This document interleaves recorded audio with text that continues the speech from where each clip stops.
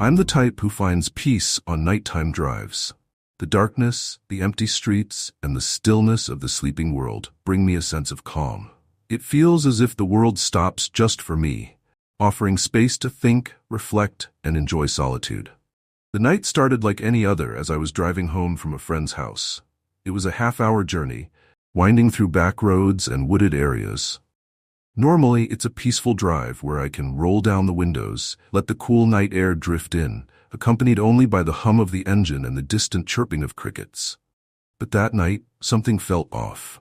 The road was eerily quiet, even for that hour. No headlights behind me, no oncoming cars, just me, the road, and the dark trees crowding the sides, their branches stretching out like skeletal fingers. A sliver of moon shone down, casting a pale light, but it barely touched the shadows. As I drove deeper into the forested road, the trees seemed to press closer, closing in. The hairs on the back of my neck prickled, a gut feeling warning me that something wasn't right. I brushed it off as nerves, or just the eeriness of the night. But then, I heard it. At first I thought it was just my imagination, maybe the wind stirring the leaves or the creak of a branch.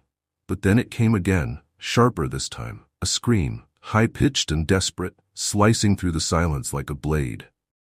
My heart jumped, and I slowed down, straining to listen. The scream echoed again, a woman's voice full of terror and agony, coming from somewhere deep in the woods. I pulled over, my mind racing. Should I investigate? Call the police? Every instinct urged me to leave, but a stronger, perhaps more reckless urge compelled me to help. What if someone was in serious trouble? What if she needed help? Grabbing my phone and flashlight, I stepped out of the car, feeling the chill of the night air. The forest was dark, shadows from the trees stretching across the ground. The scream was faint now, but unmistakable, coming from somewhere deep in the trees. I hesitated at the edge of the road, heart pounding as I peered into the darkness. My mind screamed at me to turn around, get back in the car, and drive away. But I couldn't shake the feeling that someone needed help, so I ignored my better judgment and stepped into the woods. As I ventured deeper, the scream grew louder. I tried to follow the sound, my flashlight barely piercing the thick blackness around me. The trees were dense, their branches brushing against me like cold fingers, and the ground was rough, covered with fallen leaves and twigs that snapped underfoot. The farther I went, the more I questioned what I was doing. I wasn't a hero, just an ordinary person who liked quiet drives. What was I doing, wandering into the forest at night? But the scream drew me onward, leading me deeper. Then, suddenly, it stopped. The silence was overwhelming, somehow more frightening than the scream had been. I froze, my heart racing, and scanned the trees with my flashlight. But there was nothing. Just darkness and the oppressive stillness. A wave of cold fear washed over me. What if it was a trap? What if someone was luring me into the woods with sinister intentions? My mind spun with horrifying scenarios, each worse than the last. I could feel my pulse quickening, my hands shaking as I held the flashlight. Then, out of the silence, there was another sound, a faint whisper carried on the breeze. I strained to listen, turning slowly, and then I heard it clearly. It was behind me. I spun around, my flashlight slicing through the darkness. But there was nothing, only trees and shadows. Yet the whisper continued, closer now, brushing against my ear like a cold breath. "Help me," the voice murmured, soft and pleading. A chill ran down my spine. It was the same voice that had screamed, but now it sounded different, less frantic and more intentional, as if trying to draw me closer. The tranquility of my night drive was gone, replaced by a deep sense of dread. I was no longer in control, no longer enjoying solitude. Now I felt trapped in a nightmare, a dark, twisted version of the peace I'd sought. I began to back away, instincts telling me to run, to escape before it was too late. But the voice followed, growing louder, more urgent. "Help me," it urged. Though I couldn't see her, I felt her presence, close and menacing. My flashlight flickered, and for a second I thought I saw a shadowy figure at the edge of the light. But when I focused, it was gone. The whisper became sharper, demanding, "Help me." My blood ran cold as I felt a chill on my neck, sending shivers down my spine. I turned and ran, stumbling over roots and branches, desperate to get back to my car. But the voice stayed with me, hissing in my ear, each word dripping with malice. "Help me. I need you." Breaking through the trees, I saw the road and my car just ahead. But the voice was closer now, the icy breath brushing my skin. "Help me, or you'll never leave." I fumbled for my keys, hands shaking as I tried to unlock the door. Finally, I managed to open it, diving inside and locking the doors behind me. My heart pounded as I twisted the key in the ignition, praying for the engine to start. At first, it did nothing, and panic flared. Then, out of the corner of my eye, I saw it. A figure at the edge of the woods, just out of the headlight's reach. It was a woman, or something that looked like one. Her face was hidden in shadows, but I felt her eyes on me, burning with rage and hatred.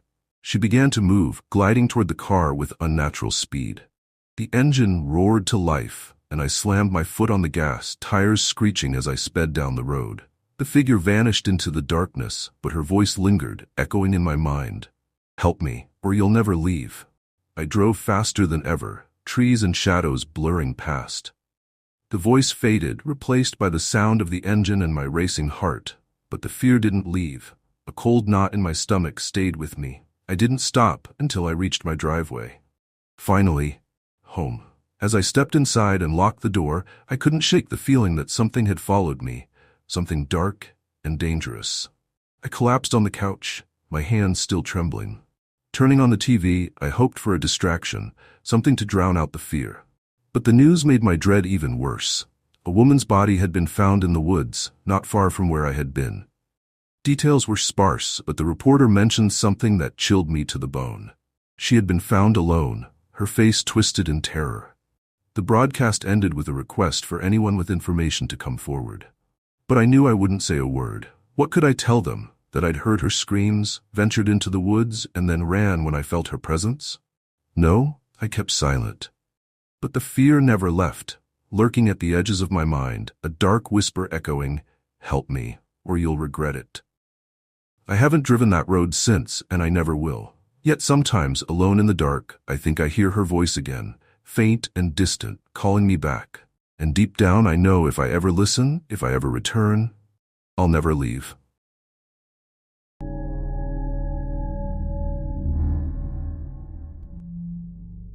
People often say I'm good at judging character and reading others. It's a skill I've developed over the years as a traveling salesman, driving from town to town, meeting strangers from all walks of life. I've had my fair share of strange encounters, but nothing could have prepared me for what happened that night on the highway. It was late, around midnight, and I was on my way back from a business trip in a small town about 3 hours from home. The road was long and empty, stretching out into the dark night. The monotony of the road and the hum of the tires lulled me into a kind of trance. My only company was the occasional flicker of headlights from an oncoming car and the soft murmur of the radio, playing some old rock song I barely paid attention to.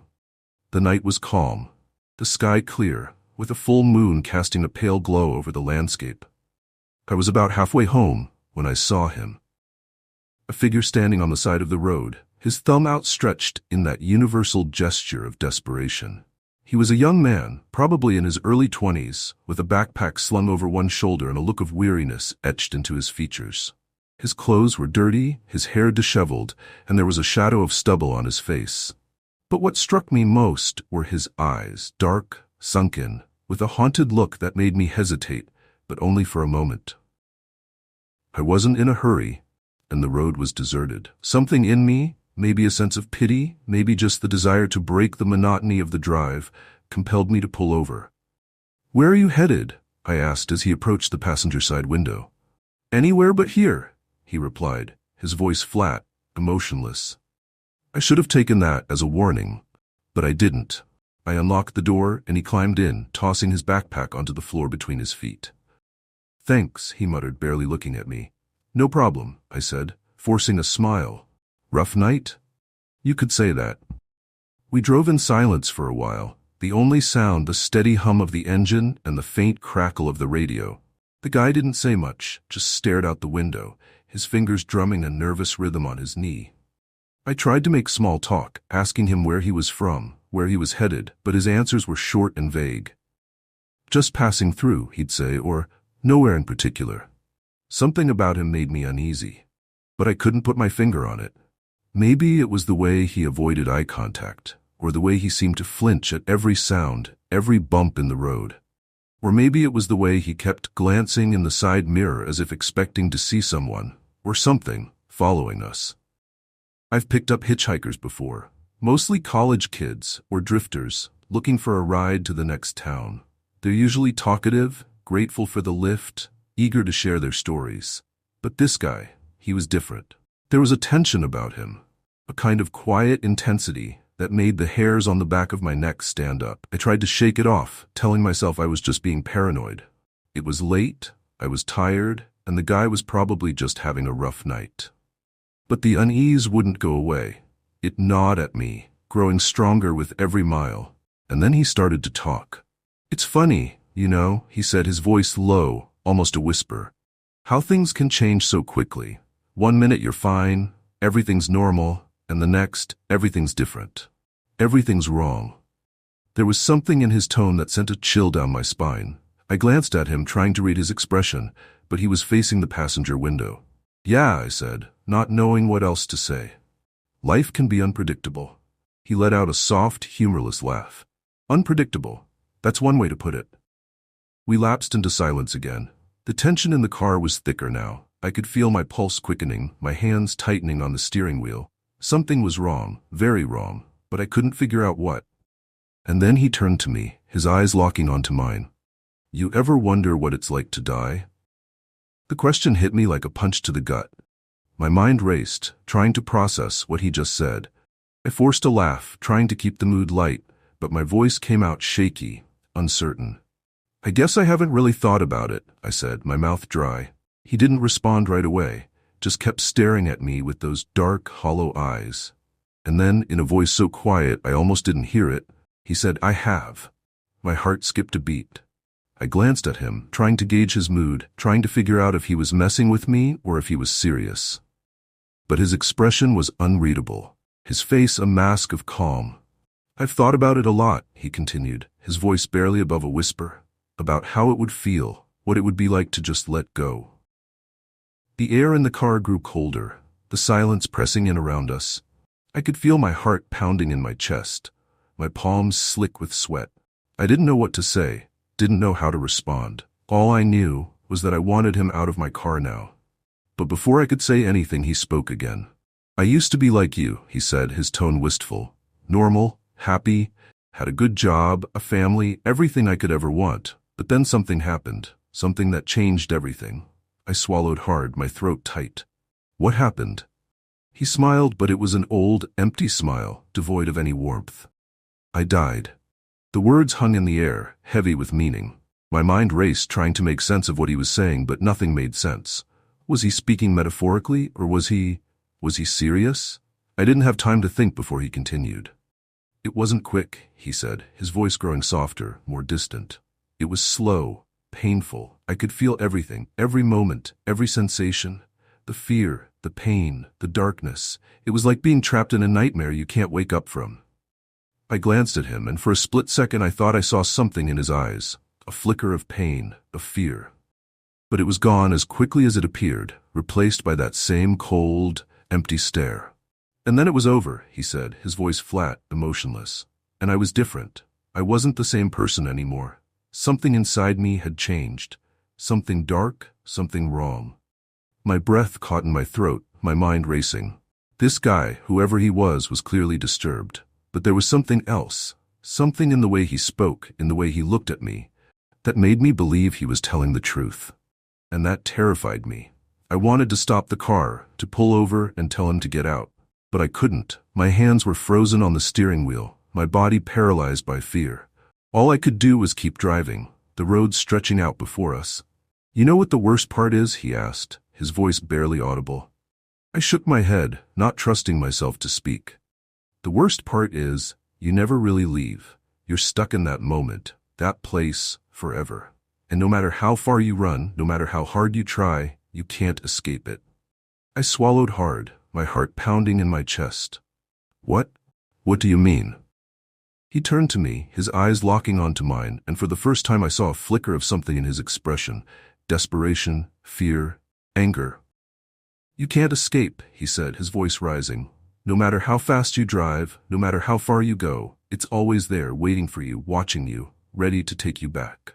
The tension in the car was unbearable, the air thick with fear and uncertainty. I didn't know what to do, didn't know how to get out of this situation. All I knew was that I needed to get away from him, now. But before I could say anything, he leaned in closer, his breath hot on my neck. "Do you want to know what it feels like?" he whispered, his voice dripping with malice. "Do you want to know what it's like to die?" My breath caught in my throat, my body trembling with fear. I couldn't speak, couldn't move. All I could do was sit there, frozen in terror, as he reached out his hand, hovering just inches from my arm. And then, without warning, he started to laugh. It was a cold, empty laugh, devoid of any joy or humor. It sent shivers down my spine, made my blood run cold. I wanted to scream, to shove him out of the car, but I couldn't. I was trapped in this nightmare with no way out. And then, just as suddenly as it had started, the laughter stopped. He leaned back in his seat, his expression calm, almost serene. "Don't worry," he said, his voice soft, almost gentle. "It's not your time yet." I didn't know what to say, didn't know how to respond. All I knew was that I needed to get out of this situation, fast. So I did the only thing I could think of. I slammed my foot on the gas, the car lurching forward, the engine roaring as we sped down the highway. I didn't look at him, didn't dare meet his gaze. I just focused on the road, on getting as far away from him as possible. After what felt like an eternity, I saw the lights of a small town up ahead. Without thinking, I pulled into a gas station, threw the car into park, and turned to tell him to get out. But he was gone. The passenger seat was empty, his backpack nowhere to be seen. It was as if he had never been there at all. For a moment I just sat there, my mind reeling, trying to process what had just happened. Had it all been a hallucination? A nightmare? Or had he been real? A ghost, a lost soul doomed to wander the highways forever? I don't know. And maybe I never will. But one thing's for sure, I'll never pick up a hitchhiker again.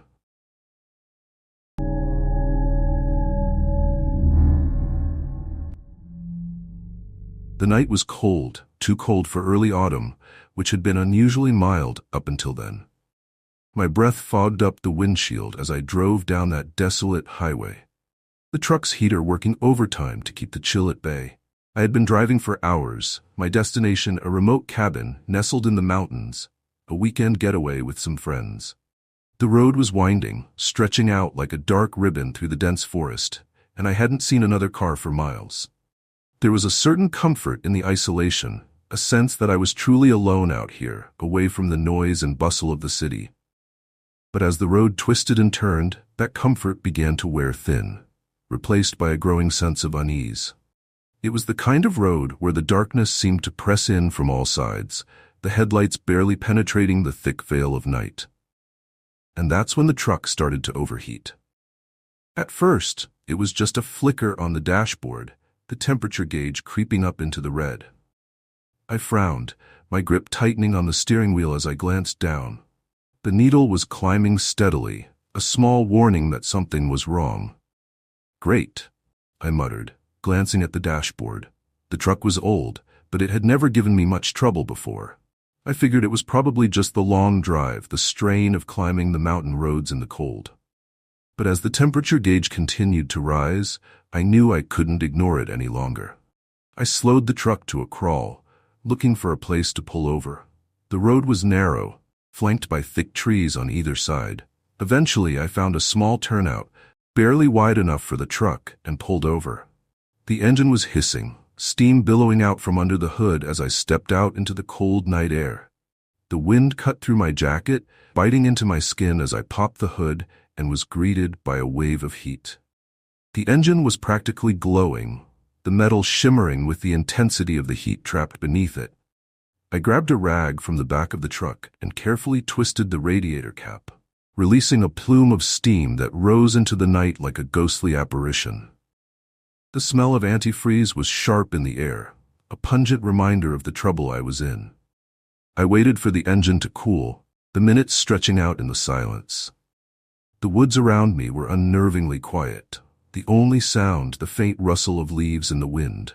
I tried to shake off the feeling of unease that had settled in my chest, but it clung to me, gnawing at the edges of my thoughts. After what felt like an eternity, I finally felt it was safe to top off the radiator. I reached for the jug of coolant I kept in the truck bed, but as I did, something caught my eye. A flash of movement in the trees. I froze, the coolant jug halfway to the radiator. My eyes scanned the tree line, but there was nothing there, just shadows and darkness, the trees swaying gently in the wind. I shook my head, telling myself it was just my imagination, the isolation playing tricks on me. But as I poured the coolant into the radiator, I couldn't shake the feeling that I was being watched. The kind of trouble I was in wasn't uncommon. Anyone who spent enough time on the road knows that breakdowns happen, usually at the most inconvenient times. I had been in situations like this before, stranded on the side of the road in the middle of nowhere. But something about this felt different, more unsettling. Maybe it was the cold, or the darkness that seemed to press in on me from all sides, but I couldn't shake the feeling that I wasn't alone out here. I finished topping off the radiator, my hands shaking slightly as I screwed the cap back on. I needed to get out of here. The truck was old, but it should hold together long enough to make it to the cabin. I slammed the hood shut, glancing nervously at the trees, half expecting to see something lurking in the shadows. Nothing. I climbed back into the truck, my breath coming in quick, shallow bursts. The engine rumbled awake, but the sound did little to calm my nerves. I glanced at the temperature gauge, still in the red but holding steady. I needed to keep moving, to get out of this stretch of road and back onto the main highway. But as I pulled back onto the road, I couldn't shake the feeling that something was following me. Every so often, I would catch a glimpse of movement in the rearview mirror, a shadow darting between the trees, too fast to be human. My heart pounded in my chest, the adrenaline surging through my veins as I pressed down on the accelerator. The truck picked up speed, but the temperature gauge began to climb again, the engine straining against the cold. And then I saw it, a figure standing in the middle of the road. I slammed on the brakes, the truck skidding to a stop just inches from the figure. My heart leaped into my throat as I stared at the man standing in the road, illuminated by the headlights. He was tall, dressed in a dark coat, his face obscured by a hood pulled low over his eyes. For a moment, we just stared at each other, the truck idling in the middle of the road. My mind raced, trying to make sense of what I was seeing. Who was he? What was he doing out here, in the middle of nowhere, on a freezing night like this? And then he took a step forward, his hand reaching out toward the truck. My instincts screamed at me to hit the gas, to get out of there as fast as I could. I rolled down the window just a crack, the cold air rushing in. "Do you need help?" I called out, my voice shaking. He didn't respond. He just stood there, his hand still outstretched, as if waiting for something. My mind raced with possibilities. Was he lost, hurt, or was this some kind of trap? The figure took another step forward, and I could see his face now, pale and drawn, his eyes hollow and lifeless. Something wasn't right. "I'm sorry," I muttered, rolling the window back up and putting the truck in gear. But before I could hit the gas, the man's hand slapped against the window, his face inches from the glass, his eyes locked onto mine. I felt a cold dread settle in my gut. There was something wrong with him, something inhuman. "Please," he rasped, his voice barely audible over the roar of the engine. "Help me." The plea sent a shiver down my spine. His voice was weak, desperate, but there was something else in it, something that set off every alarm in my head. I needed to get out of there now. I floored the gas pedal, the truck lurching forward, but the man didn't move. His hand scraped across the window, leaving a streak of dirt as the truck sped away. I glanced in the rearview mirror, expecting to see him standing in the road, but he was gone. My heart pounded in my chest as I tore down the road, my eyes flicking between the mirror and the road ahead. The trees blurred past, the headlights cutting through the darkness, but I couldn't shake the feeling that I was being watched. The road twisted and turned, the truck straining to keep up with the steep inclines. The temperature gauge was back in the red, the engine making a terrible rattling sound. But I didn't care. I had to get as far away from that man as I could. But then I saw him again. He was standing at the edge of the road, just beyond the reach of the headlights. I swerved, nearly losing control of the truck as I sped past him. When I glanced in the mirror, he wasn't there. I slammed on the brakes, the truck skidding to a stop in the middle of the road. My heart was racing, my breath coming in ragged gasps. I was losing it. There was no way he could have gotten there so fast. It didn't make any sense. But when I looked back, he was standing in the road, right behind the truck. Panic surged through me, and I hit the gas, the truck roaring to life. I didn't look back this time. I couldn't. The trees flew past, the road a blur as I raced to put as much distance between me and that man as possible. I drove for what felt like hours, the truck groaning under the strain, the temperature gauge maxed out, the engine on the verge of overheating. But I couldn't stop, not until I was sure I was far away from that man. Finally, I saw the lights of a small town up ahead, a welcome sight in the darkness. I pulled into the first gas station I saw, the truck sputtering to a halt as I cut the engine. I sat there for a moment, my hands gripping the steering wheel, my heart still pounding in my chest. I didn't know what had just happened, but I knew one thing. I was never driving that road again, at least not at night. As I stepped out of the truck, I glanced back at the road. The trees loomed over the asphalt, their branches swaying in the wind. For a moment, I thought I saw something, a figure standing at the edge of the trees, watching me. But when I blinked, it was gone. I never found out who or what that man was, but I knew one thing for sure. I wasn't going back to find out.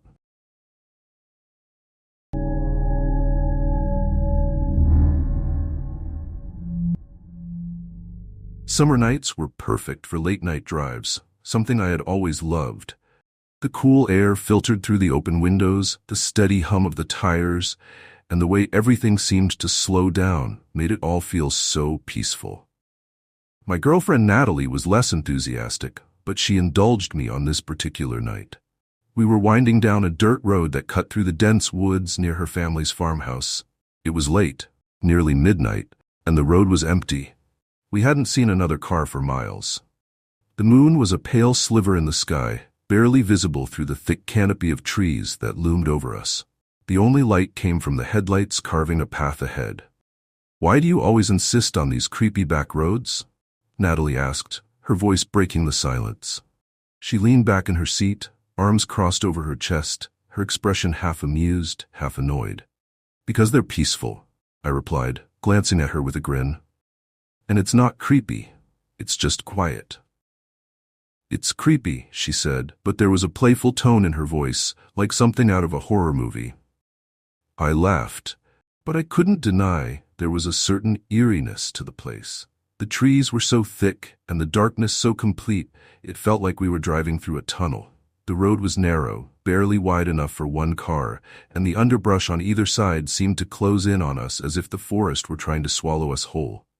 As we drove, the road twisted and turned, the gravel crunching under the tires. The headlights swept across the trees, casting long shadows that danced and flickered in the corners of my vision. Every now and then, I'd catch a glimpse of something. Just a shadow, I told myself, but it was enough to make me grip the steering wheel a little tighter. Natalie shifted in her seat, reaching over to turn down the radio.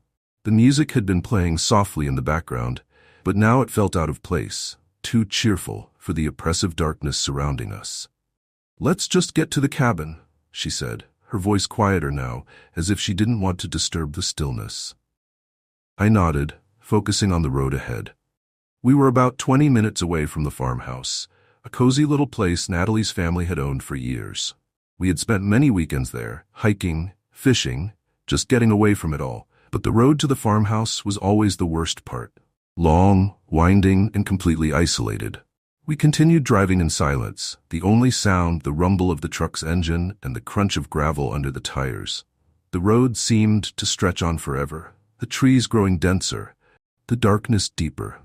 I could feel the tension building in the air, a quiet unease settling over us like a heavy blanket. Then, out of nowhere, the truck's headlights caught something on the side of the road.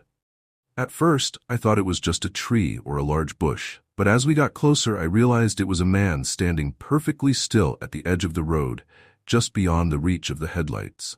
He was wearing a dark jacket, the hood pulled up over his head, and he was standing so still I almost didn't believe he was real. "Did you see that?"